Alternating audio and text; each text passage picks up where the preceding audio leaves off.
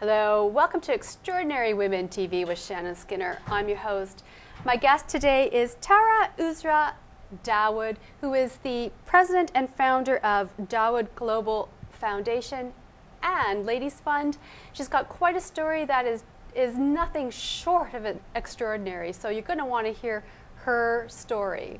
Later in the segment, before we take a break, I'll have my regular Good to Know Minute when I ask my guests for their top success tip, and you'll hear Tara's. Well, Tara, hello and welcome to the show. Thank you, Shannon. I must say I'm so impressed by what you've achieved here. Your show is extraordinary. Oh, thank you so much. Like you.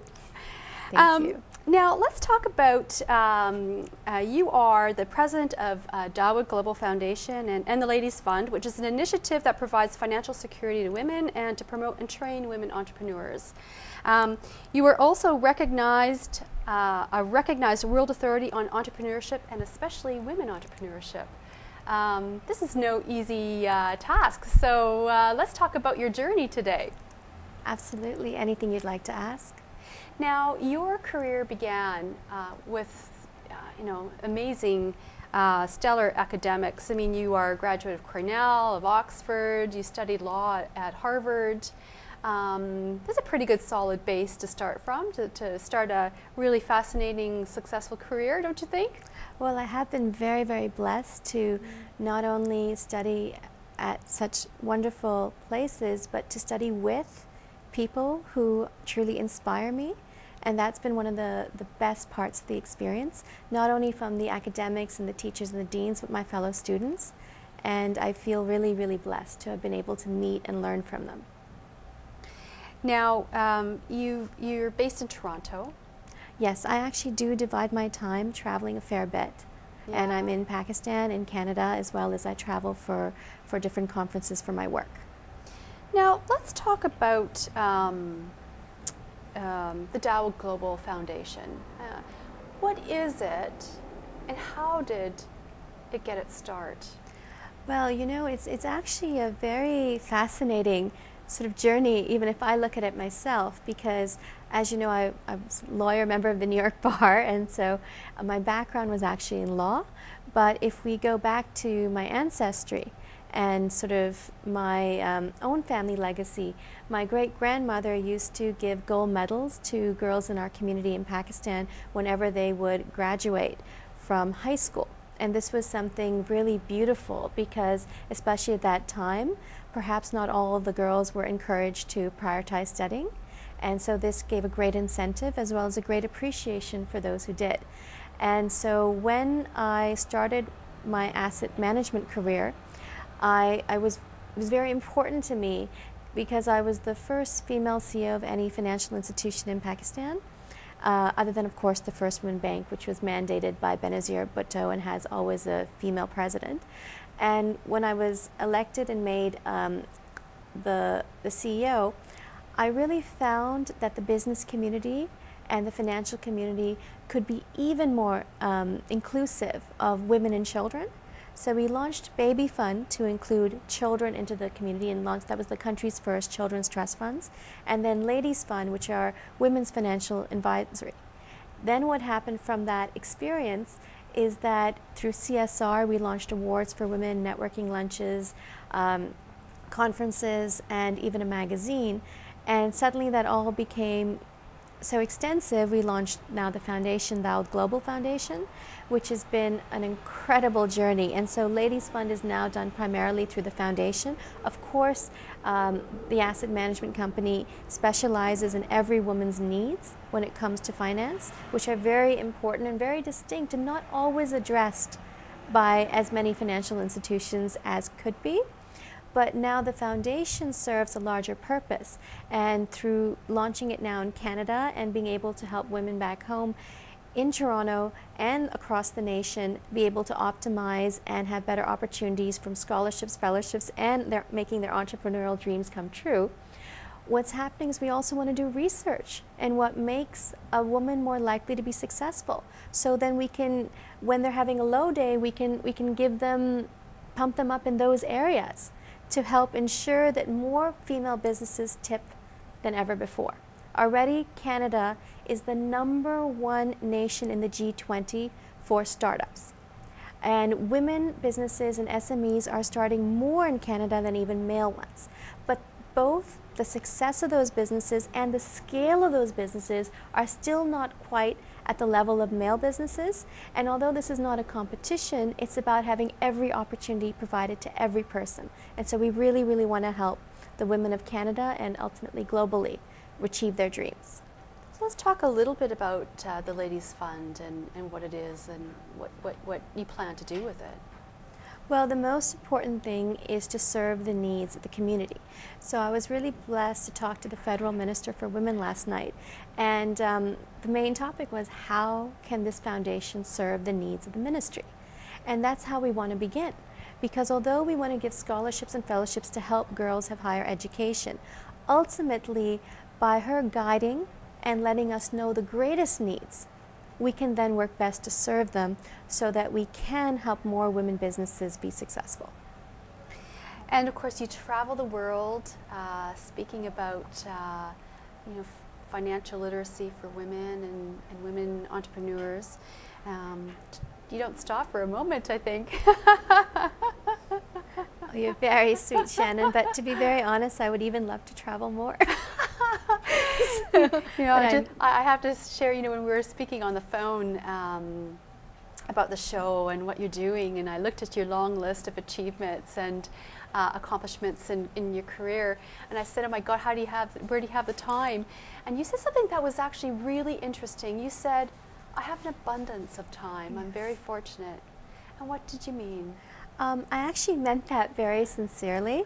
About a year and a half or 2 years ago, I examined my life and I found that I really had pretty much everything I wanted except for time. And I was always racing from one thing to the other, and people kept telling me that that's because the world is moving faster and no one has time these days with technology and easy reach. And then you know what? I said, that's enough. I'm gonna give myself this gift of time. And what I did is I just took a step back from life, and I didn't even have to take that big step. I took like a week off, and I just kept my calendar empty, and I started to then fill it with the things that mattered the most to me. And suddenly, not only did I find that I had enough time to do everything I wanted, it was like time was expanding, so that because I was loving and energizing each moment so from the heart, there was always enough time for things, and most importantly, there was enough time for me. I had my me time, which was something I think I was sacrificing, and a lot of people sacrifice in today's world. And when I was able to have that me time, it gave me even more within myself, so that I felt I could actually give even more to others, because my greatest desire, of course, is to serve others. And so the key there is the me time. Absolutely. As you say, your cup has to overflow within your soul, within your heart. And that's what I strive for. Now, Tara, we're going to take a quick break. And before we do, I have my Good to Know Minute. And I know that you've got a great success tip. So jump right in there. Sure, absolutely. My #1 tip for success is to be yourself and know that you can do anything, because you really can. I have no doubt that anything you set your mind to, you can achieve. So believe in yourself and know that you can do absolutely anything. Well, that's good to know. Thank you, Tara. We're going to take a quick break, and when we come back, more with Tara Uzra Dawood, who is the president of Dawood Global Foundation and Ladies Fund, and we're going to be talking more about financial literacy for women, so stay right there.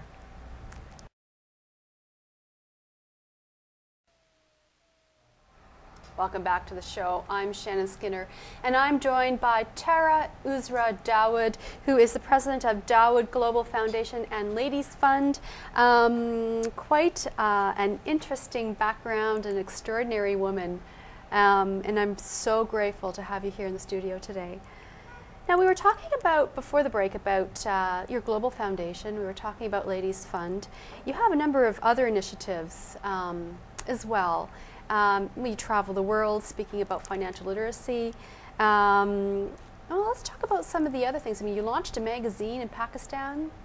Oh, it's been wonderful to be able to have the country's very first magazine for women professionals and women entrepreneurs. And it's been so much fun because we've chosen to have and address issues that a working woman really would love to read about. And those include Harvard Business Review style sort of cutting edge pieces, like our debut issue debuted with the cover, The Glass Cliff, which was the buzzword that replaced the glass ceiling. And that's fabulous cutting edge stuff to be able to showcase. At the same time, we have a leading art curator talk about how a woman can invest in art for her office or with her general savings. Right. And we have the leading founder of the cafe culture in the country, who's another one of our brand ambassadors, wrote about recipes for working moms. And we had the former State Bank governor write about how the economic situation in Pakistan is suffering from many women not working after marriage, and especially medical students that the government subsidized through medical school, and then the women stop working after marriage, is affecting the economy and making Pakistan trail behind other countries. So we were able to showcase these various things, and we had the Turkish Consul General write a travel feature about Turkey and how women travelers can feel at home traveling on their own to Turkey and things like that, so for business or for pleasure. So we've been able to do a lot of fun things, and it's just wonderful. Now, you know what's interesting is you do work in Pakistan, of course, here in Canada, and your focus is on women entrepreneurs, or a big part of your focus.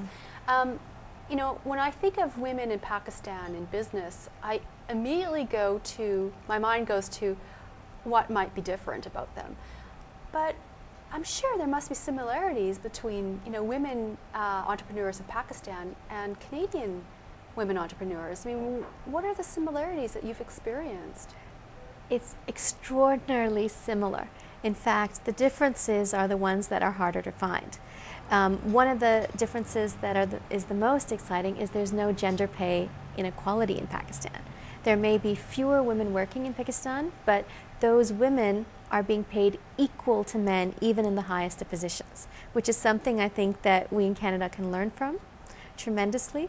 On the other hand, there are fewer women working, and that's something that is needing to be addressed, so that the women who wish to work, for of course it's always ultimately personal choice, should have every single opportunity. And that's something we're great about in Canada, and that women who wish to work have every opportunity to do so and express themselves in whatever ways. Now, with the joys of virtual businesses that have been really, really tapped into by Canadian women and women in the West, it's going to be a huge advantage to women in Pakistan, especially because for cultural reasons, some women feel more comfortable working from the home, or some families are happier if their young daughters are doing so, and also because of the law and order situation. It's actually safer for people to do things virtually. Plus, in a fabulous way, virtually they can partner with Canadian women to do businesses equally side by side. And so ultimately, every woman, and I think every man, wants to live their dream life, to have a better life for their children, and to express themselves and be acknowledged and recognized for the unique and special human being they are. Right. And that's ultimately what all this is about. So what has been the greatest obstacle that you have encountered, you know, in creating your fund and the foundation, sort of in you know, the greatest obstacle has been in the road for you as a professional businesswoman from where you are today? Well, I think that, to be very honest, almost every day comes with a new obstacle and a new problem that needs fixing, but that's the fun part. And ultimately, the challenges are what teach us, and they may not feel that way at the time, but like any diamond in the rough, or even the caterpillar coming out from the cocoon, ultimately, looking back at life, it was the hardest moments, particularly the financial crisis that took place in 2008. Challenge for so many people around the world. The greatest lesson teachers, and ultimately they make you who you are. So it's all part of a larger holistic whole. But that being said, every day comes with new opportunities, new choices, and what's so extraordinary is sometimes, like a phoenix, from even the most challenging moments, all of us have opportunities to rise. Now, how would you define success? What does that look like? Success has to be happiness. They have to be tied in and out, together. Because if you're able to be at peace with yourself, to me personally, living an authentic life is something that is very important to me. To be able to be myself comfortably anywhere I am, and to be able to make soul connections. And by that I mean just being authentic and meet other people who are authentic and connect on a level of realness. And that's something that's really important to me. So I want to build and continue to build my life with solid people who I admire and who inspire me with their authentic self. And so. Now, of all of your achievements, and they have been long, what are you the most proud of? Gosh, I think I'm just very grateful for any opportunities, but the things I think at the moment that I'm most proud of is the thank you letters people send from strangers who say that something we've done has changed their life and given them hope and made them believe that their dreams are possible. And that has been extraordinary because they're people you've never met, and they write to you from their hearts, and you know that you've had that impact on them, because ultimately there's no greater gift than to give and to serve. And to know that something you've put together has actually touched the hearts of people. That is the greatest gift. Well, that sounds so inspiring to me. What gets you up in the mornings? I look forward to the surprises that are going to happen that day, and especially the lessons I'm going to learn. Each day, my mother's always taught me that every minute of your life you're learning. And learning is something I love. And I feel very blessed to continually be learning. So Tara, why is financial literacy so important for women? Well, I think, Shannon, financial security is important for everyone. And for women, sometimes financial literacy, or what I call sometimes the banks and financial institutions, evolving their own literature so that it is more correctly addressing the needs of women, could be the ultimate solution. Because when you look at financial literacy, it sort of implies that women don't know much about finance, when it's actually, I think, a lot of financial institutions that could learn a lot from learning more about women and serving their needs. So it's a two-way street. And it would be wonderful if financial institutions, which is something I consult and help them with, start addressing the needs of women, which include risk-averse, longer tenure, seamless investing. While many men, and of course some women, love to see stock prices daily, a lot of women actually would prefer not to have to open their bank accounts monthly, bank statements monthly, but instead have a longer-term plan and focus their energies on many of the things women multitask on. So ultimately, if more products were created that address the growing needs of women, because many products right now are looking at derivatives and hedge funds and more aggressive and more ways to tweak risk in many ways and protection against risk, whereas the structures women want are not always being created, investigated into, and developed for them. Now, Tara, I have thoroughly enjoyed this time with you. Unfortunately, it is up. Boy, that really whizzed right by.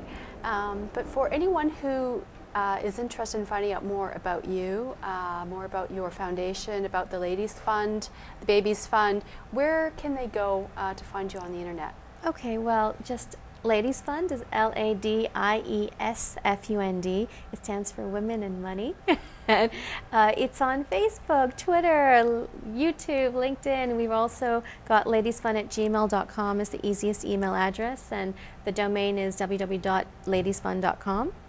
and ladiesfund@gmail.com, and you can reach us in many ways. Virtually is probably the easiest, and you can, of course, I'm sure, reach us through Shannon if you have any questions, and I know that she will connect us in any which way you like. That's absolutely correct.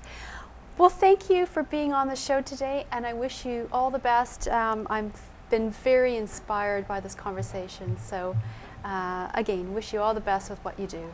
Thank you, Shannon. You certainly inspire me, and I'm sure all your viewers and fans. Thank you. Thank you. Well, for more information about upcoming shows or to contact me, you can visit the website at extraordinarywomentv.com. I'm on Twitter, I'm on Facebook, you can follow me there as well. And a special thanks to my family and friends for your ongoing support, to Cindy Miranda, my assistant, who's behind the scenes, and I really appreciate you, Cindy. Well, if you are interested in transforming your life, I hope these stories have inspired you. You've been watching Extraordinary Women TV. I'm Shannon Skinner. See you soon.